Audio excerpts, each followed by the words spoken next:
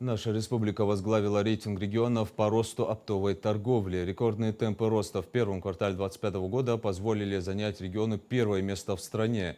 По данным Росстата, показатель вырос на 94,6% по сравнению с аналогичным периодом прошлого года. Об этом сообщил в своем телеграм-канале глава Ингушетии. Цитата.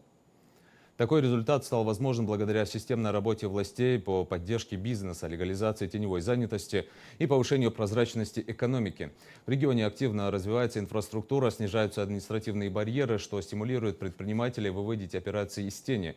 Считаю, что этот результат подтверждения правильности выбранного курса. Внедрение мер, направленных на снижение административных барьеров и повышение прозрачности экономики, укрепляет доверие инвесторов и создает основу для устойчивого роста. Останавливаться на достигнутом не будем. Впереди новые задачи по диверсификации экономики и привлечению инвестиций, отметил Махмуд Али Калиматов.